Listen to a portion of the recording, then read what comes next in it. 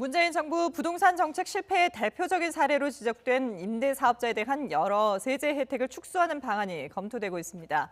민주당은 내일 부동산 특위 첫 회의를 열고 이 같은 방안을 본격 논의하는데요. 국회 연결해서 자세히 알아보겠습니다. 김대근 기자. 네, 국회입니다. 예. 부동산 정책을 보완 또는 수정하기 위한 여러 의견들이 나오고 있는데요. 임대사업자에 대한 세제 혜택을 축소하는 방안도 거론되고 있다고요.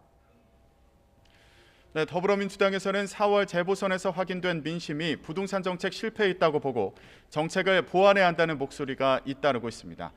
종부세 기준 상향 조정 등의 의견이 나오고 있는데요. 여기에 더해 민주당에서는 임대사업자에게 제공되는 세제 혜택을 축소하는 방안도 검토하고 나섰습니다. 현재 임대사업자는 각종 세금 혜택을 받고 있습니다.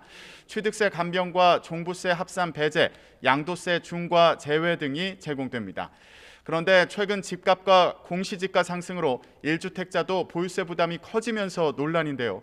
임대사업자 혜택을 줄여 1주택자와의 형평성 문제를 해소하겠다는 취지로 보입니다. 다만 임대사업자는 10년간 임대, 임대료 상한 제한 등 의무도 함께 부과되고 있는데요.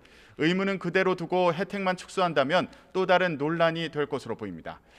이외에도 당에서는 1주택자 재산세 완화 기준을 현행 6억 원에서 9억 원으로 높이고 종부세 기준은 12억 원으로 상향 조정해야 한다는 주장이 나오고 있습니다.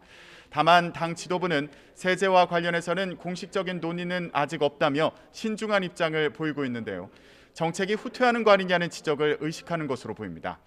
민주당은 또 무주택자의 첫 주택 구입 시 LTV와 DTI 규제 완화 대상을 확대하는 방안도 검토하고 있는데요. 이 같은 내용은 내일 첫 회의를 여는 당내 부동산 특위에서 공식 논의됩니다. 네, 백신 관련 얘기도 해보죠. 오늘 당과 정부가 모여서 백신 접종 계획에 대해서 논의한다고요? 네, 백신 점검을 위한 당정회의는 조금 전 10시에 시작됐습니다.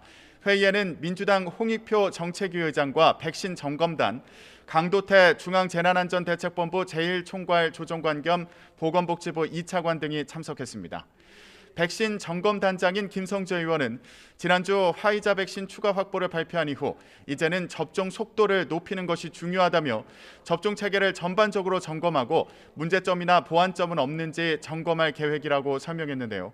오늘 회의에서는 안전하고 신속한 접종과 부작용 관리 방안 등이 논의될 것으로 보입니다.